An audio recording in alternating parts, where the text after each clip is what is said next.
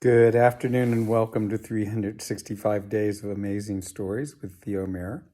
Here we are on day 137, and I'm continuing the stories from 1001 Arabian Nights. The old man with the hind began his story. Now you might be wondering, what is a hind? And a hind is a female deer. So he had led this female deer along with him to the fountain, remember, and met the old man and decided to stay to see what would happen. He began a story and he said, "This hind that I have with me, this is my wife. I do not trust her with anyone else, but let me tell you how she ended up in this state. I was a very well-to-do property owner and merchant, but myself and my wife, we were unable to have any children. I wanted to leave my place, my property, my wealth with someone, and so I decided to adopt the son of one of my favorite slaves, and I invited the mother and the son to live in our house. I planned on raising this young man as my own son. Now, it turned out that my wife, she didn't like either the mother or the son. In fact, she took a great disliking to them. I needed to go off. I did not know the depth of her hatred for them, but I needed to go off on business for about a year. And so I went, and I entrusted them to her care. During the time that I was gone, she made a study of the dark arts, and not so many months into it, she began to practice on changing one thing into another. Now, a very short time before my return, she had taken the son out into a wild place, and there she had turned him into a calf. She had led him back, and she had given him unto the care of my steward, and said, "Care for him well, fatten him up."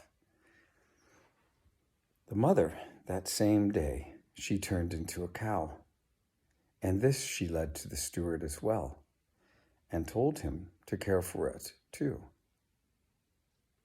Now, it wasn't very long after that I returned from my travels, and I inquired what had happened to mother and son.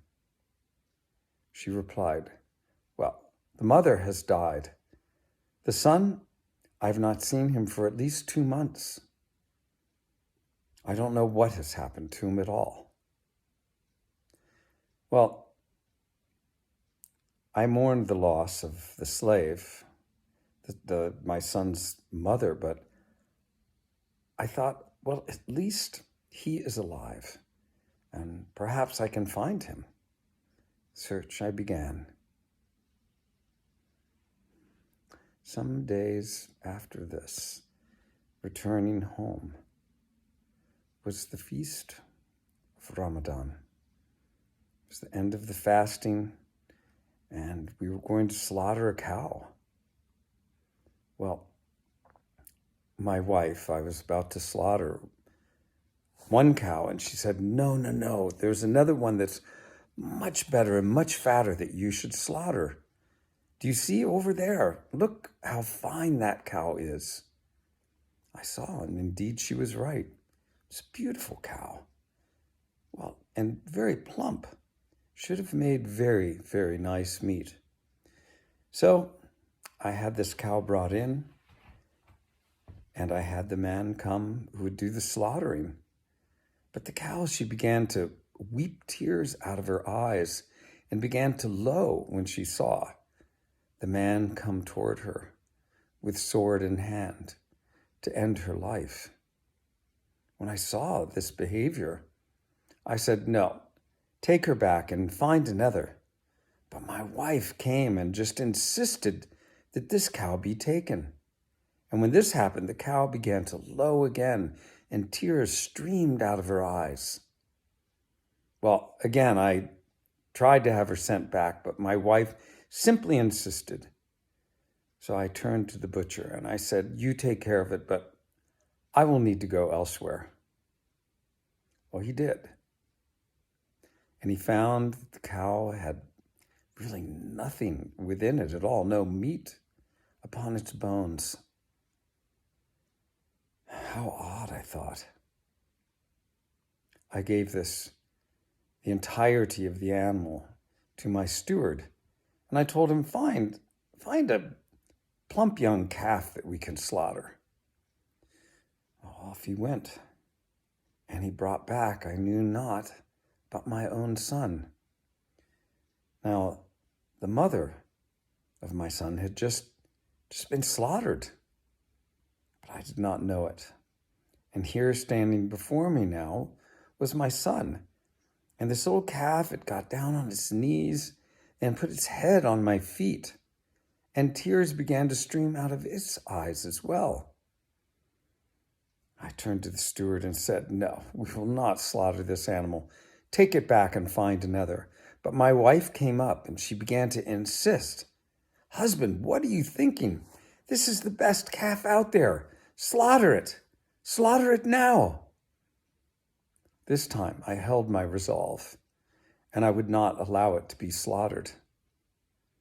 I sent it away, and the steward brought another calf that was, well, very healthy as well, and slaughtered that instead.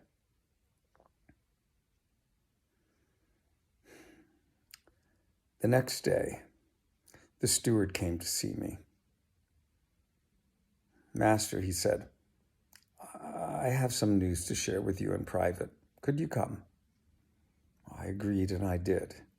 He took me over and he said, "A very odd thing has happened. After slaughtering the cow and that other calf,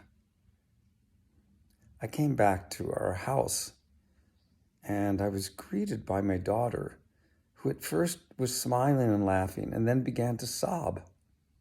I asked her what was the matter. She said, "Well, I am happy for the son of our master, but I am weeping for the mother of his son. For the mother is the cow that was slaughtered yesterday, and the son was the calf that was saved." Well, he looked at me with dismay. And, well, the daughter went on and said to me that it was your wife who turned both mother and son into cow and calf. But perhaps you would like to talk to her yourself. "Indeed," I said. So he led me into the room, and there I heard the story again. The steward's daughter, I asked her, "Can you turn the calf back into my son?" She said, "Yes, I can, but under two conditions only." I said, "Fine, what are those two conditions?" She said, "Well, the one condition is that you allow me to marry your son. And the second is that you allow me to punish your wife." I paused, and I thought about what she was asking, but I agreed. "Fine," I said, "but under one condition, that you do not kill my wife." She agreed to this.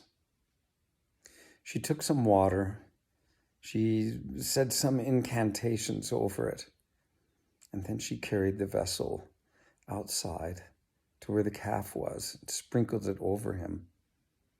And he returned to his normal form. I embraced him, and I said to him, "The steward's daughter has released you from this spell, and I would hope that her great care that she has shown you, well, will endear your heart to her, and that you will marry her.